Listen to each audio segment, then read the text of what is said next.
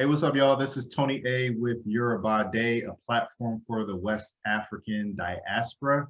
My guest today loves driving bikes, races fast cars, and hits the gun range religiously on the weekends. A warm welcome to Nana, also known as Kesse Le Great. What's up, Nana? Hey, how you doing, Tony? Glad to be here. Thanks for having me on your show. Oh, no problem, no problem. You know I had to get you, and you got some interesting viewpoints that I think a lot of us should listen to. So let's just start off with just explain to the audience who you are, your background, where you come from, all the other good stuff.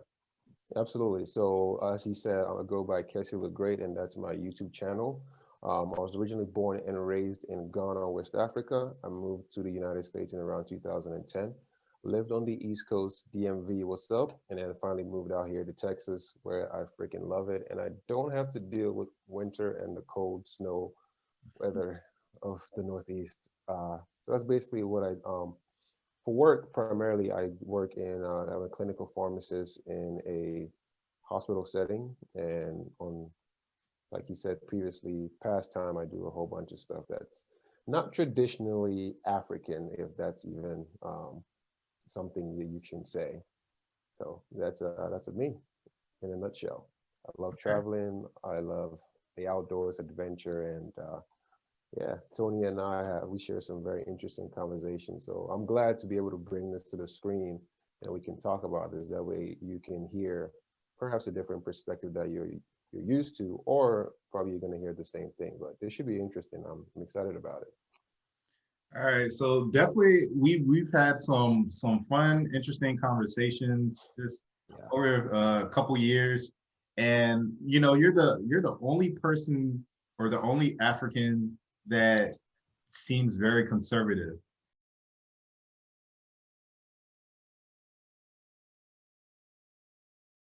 And just your views on how you feel this country should be ran. I'm like, okay, I was actually agree with a lot of the points that you say, and it's not what we typically hear in our community. Usually what we hear is being liberal, the liberal way is the best way to go. And I had different points about it, just from what I've seen and what I've experienced. And you also feel the same. So my first question to you is just, how do you feel, at least in America, or just in general, what's the role of government?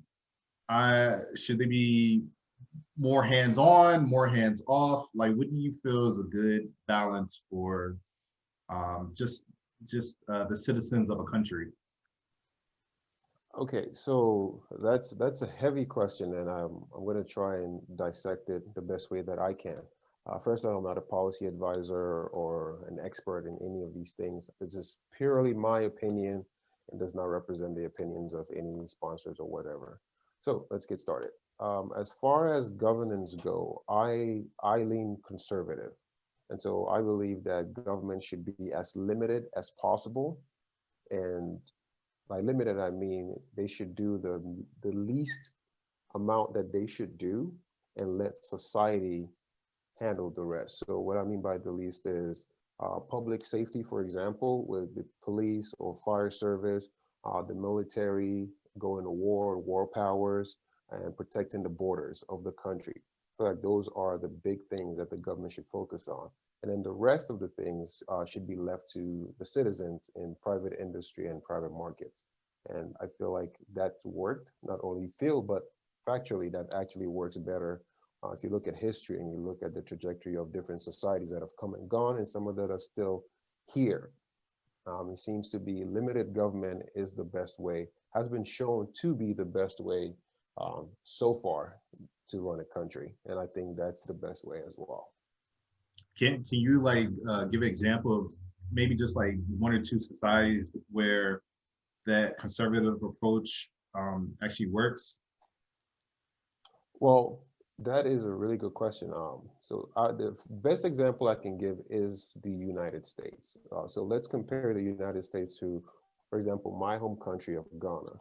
Now, Ghana is a very democratic country. By democratic, I don't mean the Democratic Party like the United States, but I mean democratic in the sense where we have democratic elections and people go and vote, and it's not militarized or coup d'etat is taken over like you have in some other African countries, unfortunately. So comparing those two countries, the United States is spades ahead in terms of infrastructure and development, and I feel like that in part is due to the privatization that occurs here that does not occur there. Granted, Ghana is much younger than the United States is. The United States is over 400 years old. Ghana has barely hit 60 or 65, if even that. Don't quote me on that. I'm just spitballing that age of the country of Ghana. But in Ghana, private industry is not really as strong as it is over here. When I say industry, I mean private businesses. The private sector is not as strong as it could be because there's just government everywhere in things that I believe government should not be involved in, because once they do get involved in, it becomes very, very messy and becomes filled with a lot of red tape, bureaucracies, and you don't get an effective product or service from the government than you can get from a private industry. One specific example I will use is the healthcare system in Ghana. It is trash, for lack of a better word. If you visit a hospital in Ghana or visit a clinic in Ghana, and you visit one here in the United States, the difference is just night and day. But over there, the government practically controls all, if not most, of the hospitals and clinics, and it's the quality of health is just terrible. And they try to bring the cost down, but the quality just goes down. So the tenets of healthcare are not as good as they could be. And I believe that if the private sector was allowed to get through all this red tape that's been set up by the government, it would be much, much better, both for the people and improving healthcare outcomes. Okay, so that's something I definitely didn't know. So just Nigeria, for example, the healthcare is horrible. You probably heard about it. We all know that the Nigerian healthcare system is trash as well. But they do allow, yeah, they do allow private clinics, private hospitals. So when it comes to business in that sense, whatever, if you can make your money, make your money. If it's a business, as long as you pay the taxes, they don't really care. So for Ghana, so basically, are you saying if a business person has the credentials, has the money to build up what they need to build up, and they want to open up a small private clinic in Ghana, the government will say no and shut them down completely? Or would they try to say, hey, you can have it, but we're going to be controlling the services or what you do to a certain extent? Like how does that work? So you can open private clinics, and there are a lot of private clinics that are open in Ghana. I don't think there's any government restrictions on that. You probably have to go through litigious processes to get the licensing and the paperwork, grease a few elbows here and there. You know how that works, just to get your documentation in order. But you can do that.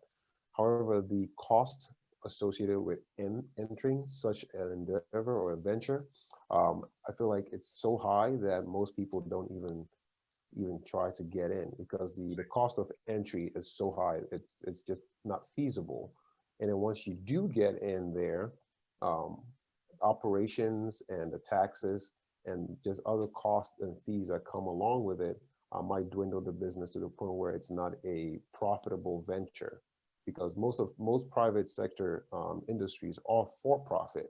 There's nothing wrong with being for profit, but if they're not able to capitalize and make profit, but they can then reinvest in their business or in training of their employees or paying the employees more, then you have stagnation. The business doesn't really grow, and that's going to lead to the business being destroyed.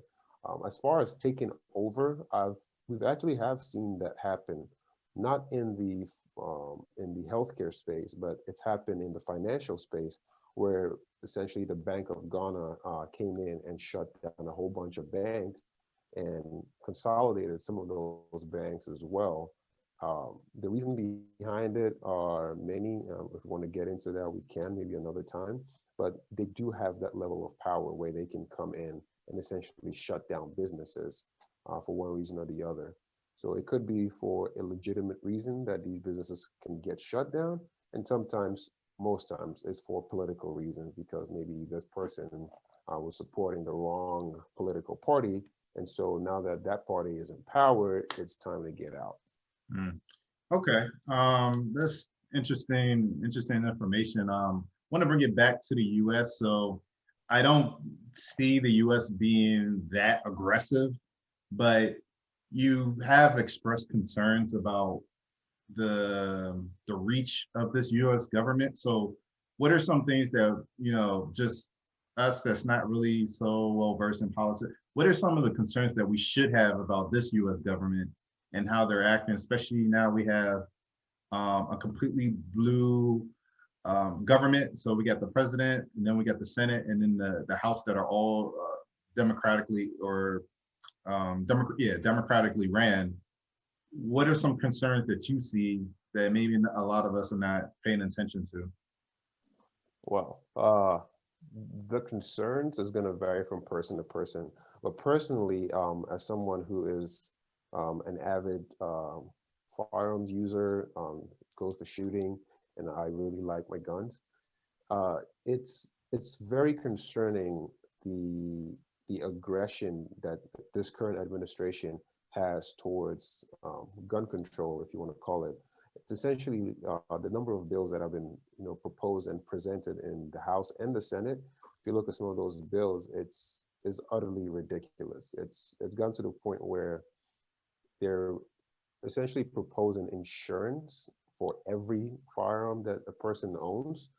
That could cost like $800 a year, and the number of fees and additional hurdles to jump over just to keep someone's firearms. It's getting to a point where the Second Amendment, which is the right to keep and bear arms, enshrined in the Constitution of the United States for everyone, every American, that becomes a very expensive right to exercise. And I feel like that's going to lead to those who are well-to-do being able to exercise those rights, but then the general mass will not be able to, sort of creating a caste system where those who are rich and well-to-do are able to have the firearms to protect themselves and their business and their property and their lives, whereas the rest of the population doesn't happen for them. And another thing that concerns me is that with all these laws that are being proposed, if they do indeed pass, which is very likely, because like you said, they do have the House, they do have the Senate, and they have the White House. If they do pass, I don't think they're going to be enforced in suburbia America, which may or may not be predominantly white. It's going to be enforced in predominantly Black communities. What's that going to do? It's going to lead to more Black people being put in prison, because whenever they pass these laws, it's not enforced equally. The enforcement seems to be done primarily in low impoverished neighborhoods where it just worsens the situation there. For example, the war on drugs, when that started, they weren't knocking down doors in affluent neighborhood, if you would. They would go into the poor neighborhoods and doing that. Although there were more drugs there, there were also drugs being used in other places. But I think we should be cognizant and careful in seeing how some of these laws that, interestingly, a lot of Black people that I've talked to are in support of. I feel like it's to their own demise, because I don't think they realize the implications of these things. And especially when it comes to gun ownership, the general assumption is that it's a white thing, when in actuality it's really not. If you look at history and study, especially African American history, some of the prominent figures in African American history were proponents of owning guns, especially for Black people, once they became free from slavery. So it's interesting to see the paradigm shift, where it's gone from pro Second Amendment to almost flipping and going the other way. But I think there's a change in the wind happening right now, where a lot of people's eyes are opening up, especially given the events of last year, 2020, some of the riots, and how some neighborhoods were just devastated to the point where the police couldn't do anything. And so people realized that your safety and the protection of your family and your life could come down to being in your hands in some situations. So um, that sentiment was reflected in the number of applications, background applications that were ran for guns last year. And it's increased even more this January. I don't have the exact figures. I'll try and put them somewhere in the comments section so people can look it up. But yeah, there's been a big surge in the number of new gun owners and the number of background checks being ran. I think there's a shift in the wind. Yeah, and we'll get back to the gun situation, but just a reminder for people what it looks like when you don't have those gun rights. Just remember the Lekki Tollgate in Nigeria, where the army were just shooting indiscriminatory to just to the crowd, and because they know that the people don't have guns, they weren't threatened, they weren't afraid, they just did whatever they wanted to do. And we have to keep in mind that the government is made up of people, is really to represent us. But Yeah. what I notice in this country, it's starting to become where it's not really a democracy anymore, because when your elections are basically whoever has the most money can put in the politicians that they want, you don't really have much of a say. So when you see the commercials and the advertisements saying, okay, your vote counts, well, not necessarily, because at the end of the day, you're still given the candidates that they want you to pick from. So that's just something to keep in mind. But I want to actually go back to a conversation that we had before that. It was talking about debt, finances, and it was a whole bunch of us. So you remember we were sitting at the table, and I think we was talking about like mortgages, debt, and you were saying Yeah. that you was completely debt free and you had certain Yeah. Was perspectives this New on Orleans? yeah. Yeah, I remember that.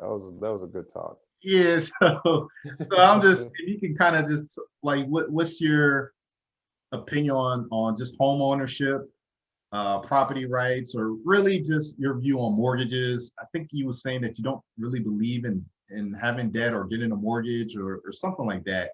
So, if you can kind of explain your stance on Yeah. those items. Okay. I'll be happy to. So, I am completely debt free, and I intend to stay that way for the foreseeable future. Um, as far as home ownership goes, I'm of the persuasion that a home that is not completely owned and you have to go into debt to own is a liability and not an asset. And there have been other financial experts in this field that have talked at breadth about how your house is not an asset, it's a liability, unless, of course, you're house hacking. House hacking is essentially where you rent out part of your house through different schemes, such as Airbnb, or you just find someone to rent it out long term. But the house is bringing you some kind of income as opposed to taking money out of your pocket with a monthly mortgage payment and other associated costs. So personally, I don't believe in going out to get a mortgage to buy a home or house that I would live in, and then you paying a monthly mortgage on it for 15, 30 years. The interest rates and when the numbers, you crunch the numbers up, at the end of the term of ownership, or whenever your mortgage ends, or whenever you're able to pay it off, the average mortgage, I believe, is about 30 years, if not more. So by that time, you end up actually paying way more for the house than the value. So if you can, and this is not investing advice whatsoever, if you do have the capital or the cash for it, I would say buy a house cash, like straight up, if you can do it. And if you can't do it and you have to go into debt, figure out a way to strategize that way that that house that you're purchasing does not become a big liability. What do I mean by that? Let's say you decide to get a 3-bedroom house and you live in just one bedroom, or you're using two bedrooms, and there's a last bedroom that's just empty, you can rent that out, and it's going to bring you some money to help offset the cost of the house. So something like that to me makes sense, as opposed to just getting into a mortgage and paying out a down payment. In addition to the down payment, if you don't put more than 20%, I believe there's PMI on top of that. And Right. then the interest rate and the closing fees and the cost of maintenance of the house. You might need a new roof one day. You might need to repair a heater. The air conditioning goes out. All these things, property taxes, that's another big one. All of these costs associated with it just make it seem as though a house is a good thing. But when I look at the number breakdown, it doesn't make sense for me to buy a house. So what I prefer and I do is actually just rent instead. People think that's like throwing your money away, but you're renting the space, and you essentially have no property tax to pay. You don't have to repair anything with the house. All that cost is with the landlord. If you can find a good rental and rent that out, I feel personally that works out for me. And if I'm going to buy something, it would be something that I can rent out that's going to bring income to me, as opposed, and for that, I wouldn't mind going into debt for that, because it's not going into debt for a liability. I'm going into debt for an asset, if that O- makes sense. Okay, so let me ask you this question then. So someone that pays, okay, let's just go off of the 15-year mortgages instead of the 30. Okay. So someone that pays 15 years of mortgage payments versus someone that pays 15 years of rent payments, at the end of the term, are you saying the person that had the rent payments are in a better position than the person that owns the home now? They could be.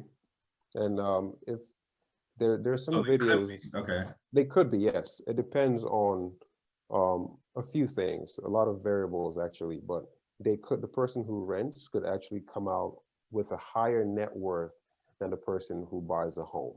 So I'm gonna be the person who rents, and I'm gonna speak from that position, All and right. maybe you can take the ownership aspect.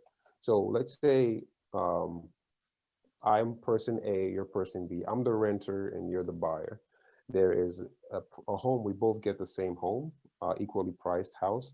Your house is, the house, let's say it's $200,000 for the house, and it's a three-bedroom house. So your payment, let's say your monthly mortgage comes out to around 1,500, and I decide that I'm gonna go find a place to rent as opposed to buying a house, and I find a place to rent for, let's call it the same number, 1,500, and we both have the same income of about 3,000 a month. So you're gonna pay 1,500, I'm gonna pay 1,500. Now, on top of your 1,500, you're gonna have to pay property tax, PMI, cost of repairs of the house, closing costs. That's gonna increase your cost of owning that home. I do not have those costs. So it's hard to not to do this without having a chalkboard or a whiteboard and So we writing the just, numbers down. it's But just it would be the money that I would be saving on a monthly basis. If I put that money into some kind of investment, even if I was lazy and decided to put it into some index funds, which historically have shown to bring about 10% return in the US, let's say 7 to 10%, I would be making more money by the end of that 15 years than you would. Like my net worth compounded with interest and growth would be more than yours at your end okay. if you run the numbers. Yeah. So I can see that part. So another thing someone will probably come at you with, or will just say, like, hey, wait a minute, but at least if I own a home, I'm able to take out a loan on the equity or the equities that's built up. If I'm in a pinch, then I at least have something to pull from, collateral, whatever. What do you say to someone that that brings you that? And That also, is true. uh, You do have collateral, or you do have, you could take out a loan, but then you're essentially going into more debt for someone who's renting, because they don't have that increased cost of home ownership. For example, the down payment that you put down on a house, let's say it's for a $200,000 house, down payment of 20% is about what, 40 stacks, $40,000. That $40,000 put into an index fund, bring you 10% per year. That's significant money. So you can just dig into that and not have to borrow money and use that for whatever pinch or situation that comes up, as opposed to going into further debt. Okay. And what about appreciation? Do you factor that in as well, as far as a great benefit for someone that's a homeowner? Yeah, I mean, homes do appreciate, but sometimes the appreciation cost can be eaten up by property taxes and fees, especially considering that most people do not live in the same house for 15 years. Most Americans move almost every, I would say, 5 to 10 years. Right. They move, and so then you have more costs of closing costs, cost of moving, cost of finding a new home, a new down payment, and basically doing that whole cycle over again. With renting, you do have that freedom and flexibility where you can either go for a 6-month lease or a 1-year lease, however you see fit, and you can move whenever you want without the cost of having to close and then more fees, more taxes, property taxes, that is, not being, levied on you. So I feel like the rental gives you more flexibility and more freedom. And if you're financially responsible, your money is free, and then you're able to do other things with it. Like if you want to invest in the stock market, hashtag GME, diamond hands. You're able to do that, and then you have cash. You have cash to be able to go into different investment. If you want to start a business, for example, back in West Africa, you have the capital, you have cash to be able to do that. Because over there, we don't really do loans as much. It's Right, more so, it's more of a cash and carry society. Right. So then you as an individual or whoever's watching, you're going to have to decide what your goals are and see what setup works best for you. Personally, renting looks like a really wonderful opportunity for me. I'm able to have a lot more disposable income that I can use to take care of other things as I see fit. I feel like that's great. And I'm going to come out on the other end, let's say in 15 years, in a much, much better position than most people that would buy a home right now. Yeah, I guess I can see that point. There was something I was gonna bring. Yeah, I mean, at the end of the day, you're paying for space. So whether you're renting, buying, and yeah, when you include all the costs, depreciation, property taxes, that's something that has to be accounted for as well. You also got appreciation. So I've been on both ends. I'm renting right now, but I did used to own rental property. And I remember when I was buying my first house, I said to myself, I don't want a regular family, a single family home. I wanted a multi-family home because I just wanted that dual income that comes from it. So yeah, I got a 2-unit apartment in Baltimore. Already had tenants inside of it. It was cash flowing day one. I never paid a mortgage on that house, and it almost I had it for 3 years, and it almost doubled in value. So I didn't, I found myself in a good situation, but it was rental property, and I was thinking like, hey, I don't want to just live in this house. I'll pay this small rent because I was living with my friend. I'd rather pay the small rent and then have my tenants pay, good money, and I got the appreciation from the house. Yeah, I had to do a lot of repairs. I ended up just I ended up rehab. Say it again. Was it a rehab? It wasn't a rehab. Like I ended up remodeling one of the units, but it was habitable, and there was already tenants living there already. So once I sold it, I mean, it made my money. It was great. I found it on Zillow, and even when I used to go to the real estate networking events, they couldn't believe that I found a property like that. But yeah, I do understand. as far as just, all the money that you pay up front when you get in a single family home. But if you're going into the business to be to rent out your property, oh yeah, I tell people, if you're trying to flip homes or you're trying to buy and hold, look at the multifamily ones, because Oh those yeah, are absolutely. insanely Absolutely. profitable.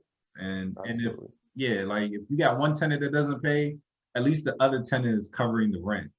So, and that's how I Exactly. was thinking.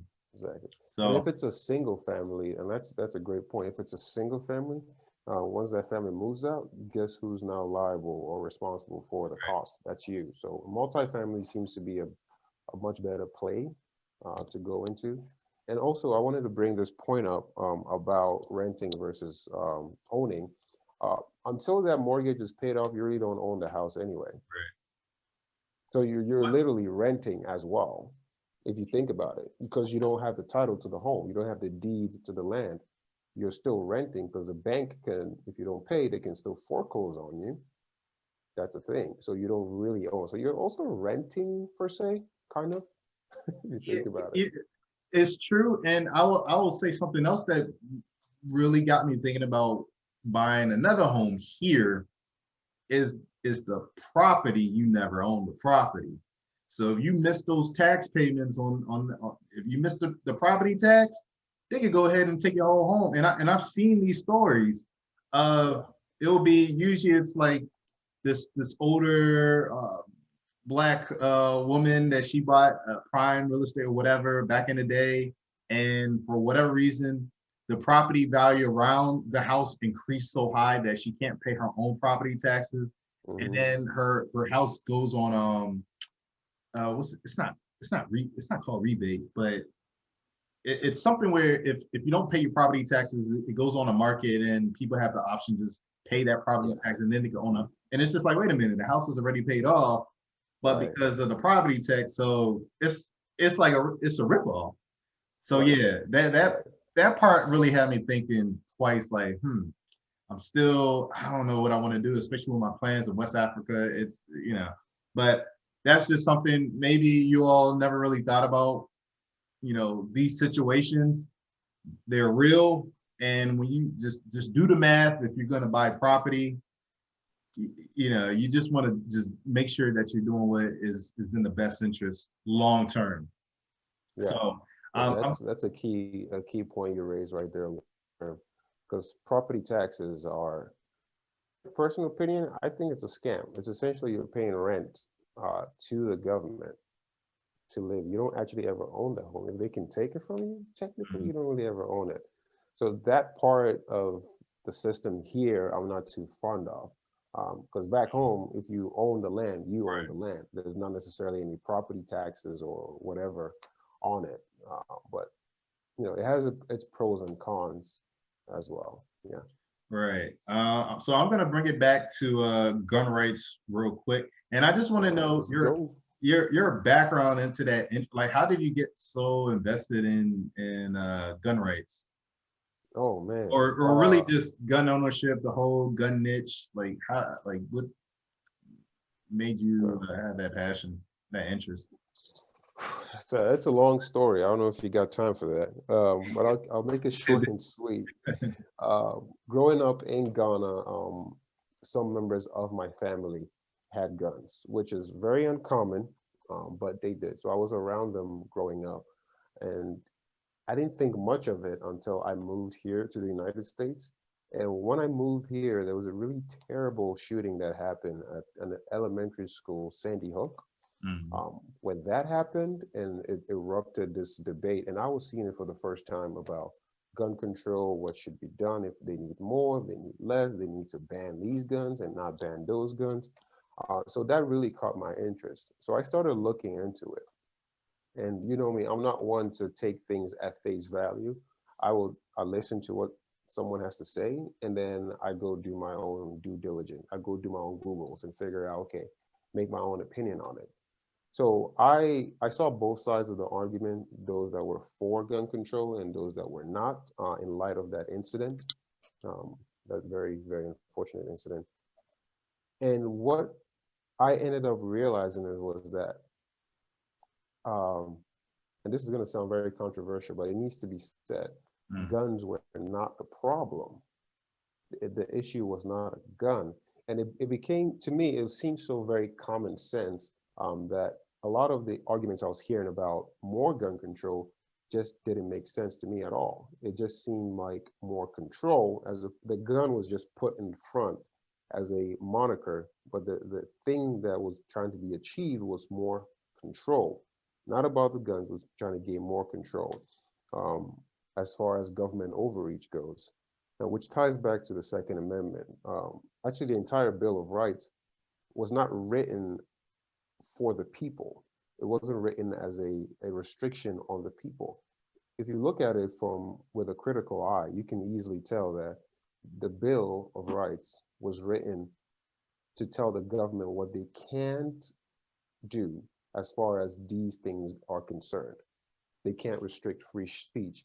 They can't restrict guns. They can't forcibly search your home. They can't forcibly search you, your person. They can't put soldiers in your house during peacetime or wartime to cordon your home. And the list goes on. It's essentially what they cannot do.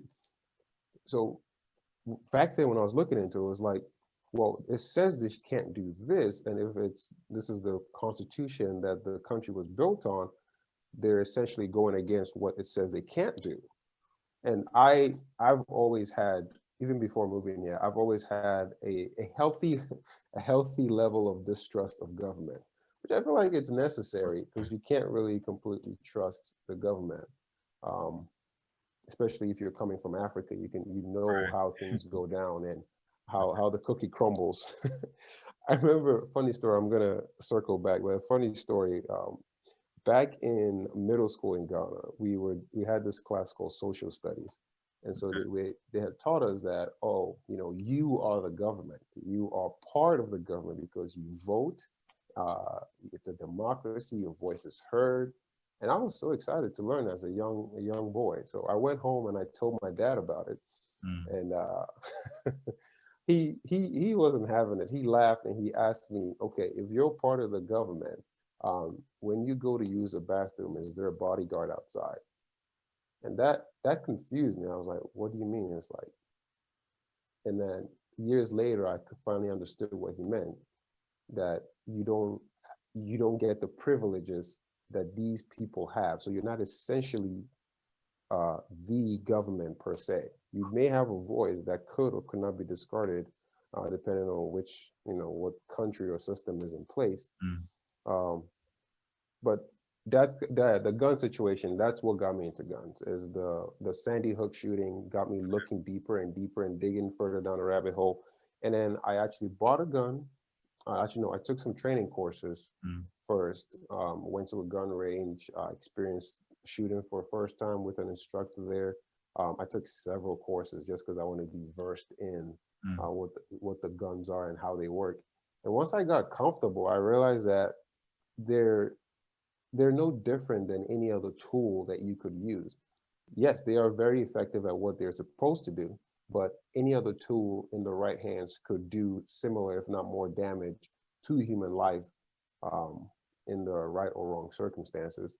So that led me to believe that, the issue is never guns, it's never the tool. These are just things that are used, mostly actually in good situations. In the U.S., and I forget what year this data came from, but about 500,000 to over a million or a million and a half instances of use of guns were used in self-defense. I forget what year it was. I'll try and find it and put the link down there.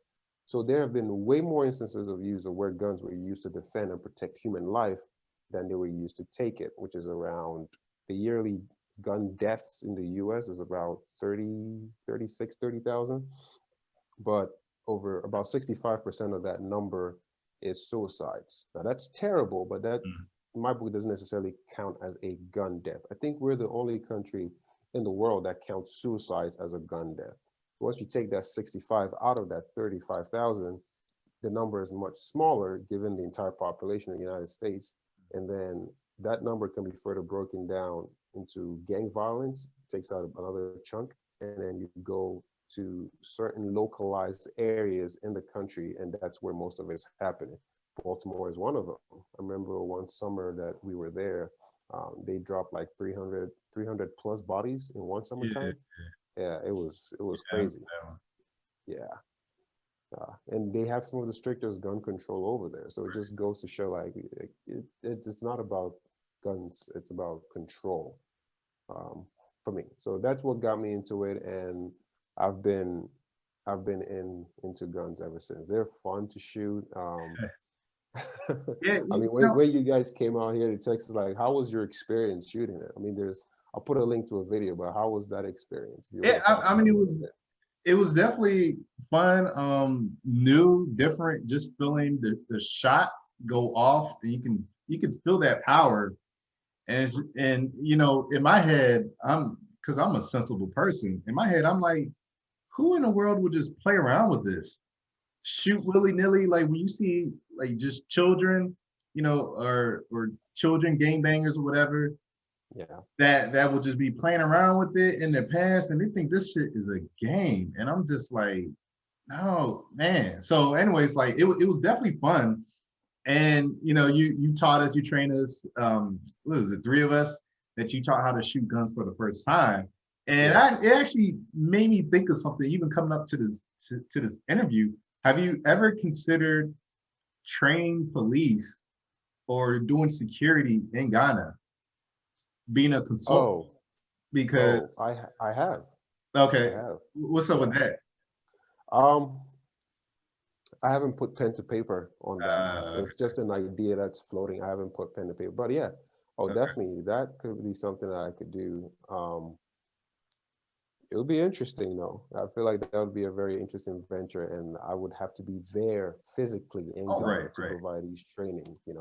So it would be something that would take time, um, at least a year to make sure everything is set up and, stabilized before I would leave and come back to the States and travel in between. So I have thought about it, and it would be great to not just for police and security, but also just the ordinary Ghanaian citizen, because there are instances where, people get robbed, people get killed in their own homes.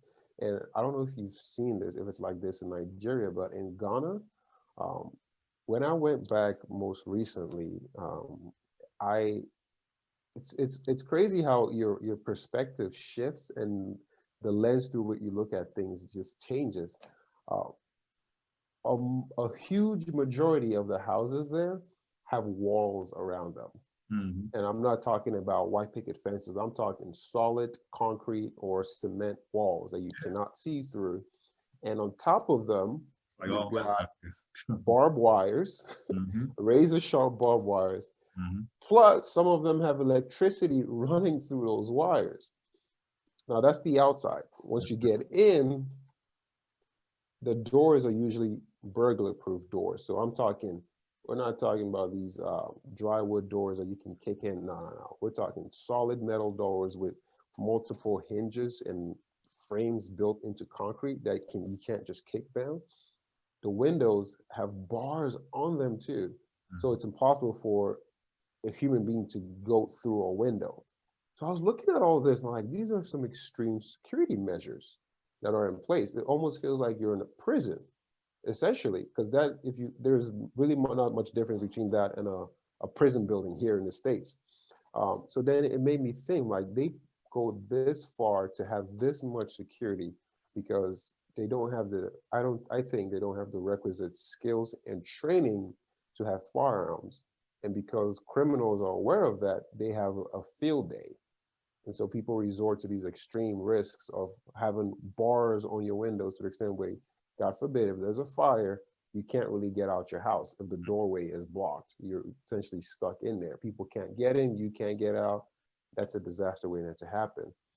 Um, yeah, so it definitely changed my paradigm, and that's an idea that I've tossed around with in my head about opening a business, some kind of training, not just for the police or security, but just for the regular citizen. I feel like it would be empowering to be able to put that much of a responsibility in their own hands.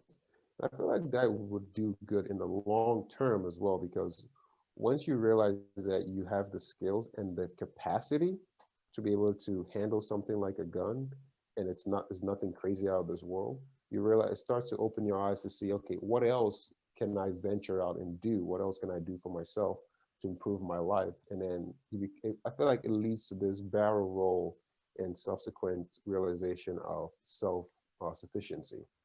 Okay. Yeah, I mean, I definitely agree with you there. Uh, just staying on that topic, do you have any other interest in Ghana as far as just investments? And do you plan to eventually move back to Ghana to live? Great question, man. Oh, you coming in hot today, bro. I mean, we get Yeah. there for the No, I'm people. here for it. I'm here for it. So, as far as investments go, I have thought about, like, I have a sheet, an active sheet that I write ideas on. So one of the ideas that I have on there was about opening a hospital in Ghana. And when I say hospital, I don't mean a small clinic that's a private clinic. No, no, no. I'm talking about a big, big hospital that would um, not rival the biggest hospital in Ghana, but tower over it, Mm. something on a large scale. Because the biggest hospitals in the country are all overflowing. And if you have the stomach for it and the heart for it, you can go online and then find some of the videos and see with the condition of these places, and it's Oh it's yeah, it's not the best. It's not good. I get it. There are vet clinics here in the States that are Uh, light years ahead of the places over there. So I was thinking about opening a hospital. Now, that's a big venture. It's going to oh require yeah, a lot of capital, but and people in the team. I'd have to get a big team of investors together, come up with a proposition, a perspective, and go through everything.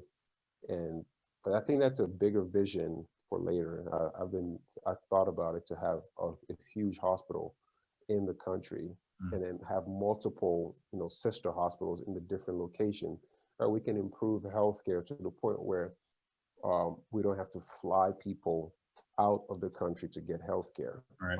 We can get it there and then, because we do have the brains for it. There are people I went to high school with that are like super, super smart kids, and they are doctors and they are lawyers, engineers. You know how the Africans do. They are in really, really good positions and they have the mental capacity. But I feel like the market there doesn't present a a thriving environment for them to be able to practice to the fullest extent of their skills. So there's gonna, as far as talent goes and filling the roles of like doctors, hospitalists, clinicians, nurses, you have it. That should not be an issue.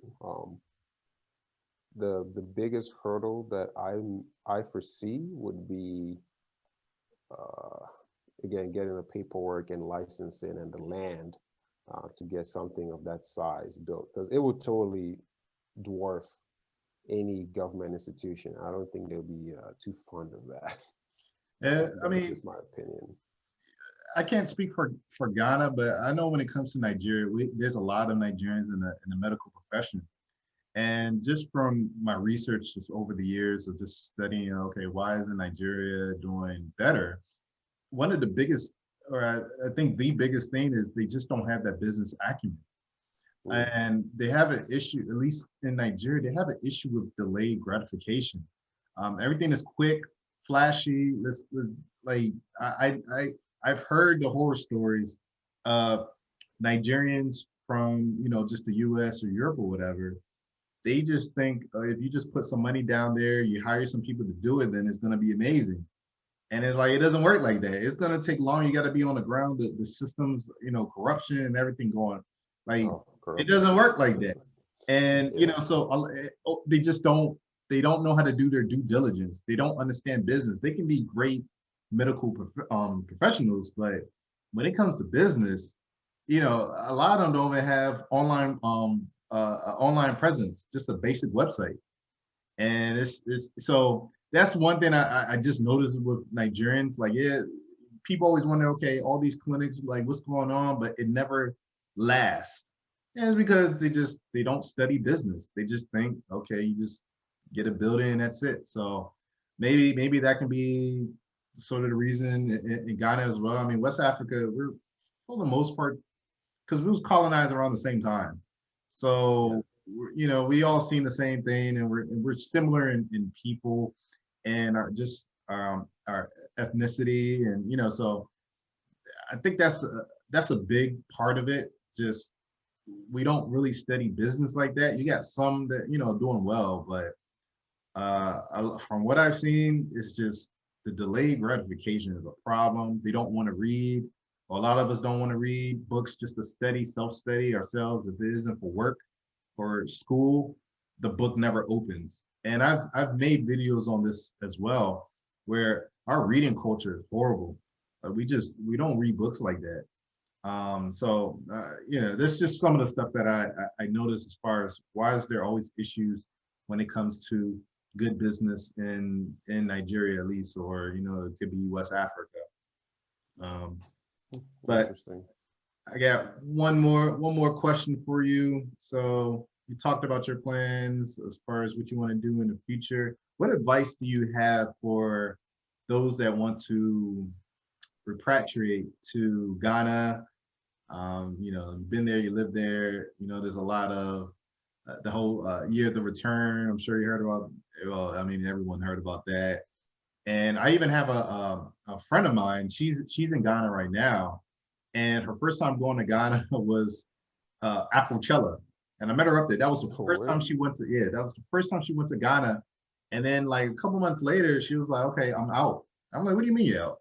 Like, I'm moving to Ghana. I'm like, "What?" Ghana's great. Hey, So listen, shout yeah, out to Ghana. Ghana is amazing. yeah, Yeah. she's there now, and her plan is to move by like August. I was just like, damn.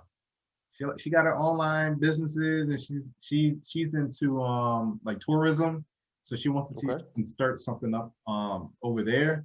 But Okay. she was like, hey, I'm going there doing it. So for those that do want to go over there, live there, whatever, what advice would you give to them? Well, it's a very peaceful country. Uh, the the the economy is growing, and there's a lot of opportunity that you might not have easily here, but over there it'll be easy to instill a few new processes or new systems or services, and you would profit greatly over there. So I say if you're going there, do your due diligence and actually go for it. Maybe before you do the final move, go spend a few months there, spend some time there, travel, see how you like it, if you actually want to be there permanently. And then if it's a good fit for you, hey, Ghanaians are very welcoming. Feel free to join. It'll be a great time. Um, Business wise, your friend has an online business, so at least with that, it's removed from a lot of the inadequacies of the Ghanaian system of doing business. As far as payment with electronics, like credit cards, debit card uses, the system is not as good as it could be. It's getting there, but it's got a ways to go. So at least with an online business, you might not have that hurdle to get through. But for those who have different businesses and whatnot that may require in person or cash, just keep in mind that that is a system that you have to work around to be able to sure that your books are in order, people are not stealing from you, Mm-hmm. um, your paperwork goes through. You may have to grease some palms. Let me not say may. You will have to grease some palms I know to that. get some things done. That's how the cookie crumbles. It's unfortunate, but there's corruption in every, if not most, if not all the sectors that there are. But overall, it's a great place to be, and just do your research, check it out, and if it's a great fit for you, hey, I say go for it. You enjoy it. Great weather too, all year Mm, round. right. Yeah. Nada, I want to thank you for actually coming on, and it's late, but you still came on my channel. Yes, sir, just to brother. talk to us, give us your perspective, and kind of inform us on gun rights and just like government and what's going on. Some of the information you were saying I didn't know about, so I definitely appreciate you coming. And I'll have to have you Yes, on again. So to the people in the audience, definitely appreciate y'all staying in and listening to the interview. Check out my other videos on my channel. Like this video. If you find the content very beneficial to you, you can leave a comment if you have something extra to say. Make sure to have Nana's information in the pinned comment so you can check out his page as well. And I guess I'll see y'all in the next video. awesome. Thanks for having me. This was great. Let's do it again. Definitely, for sure.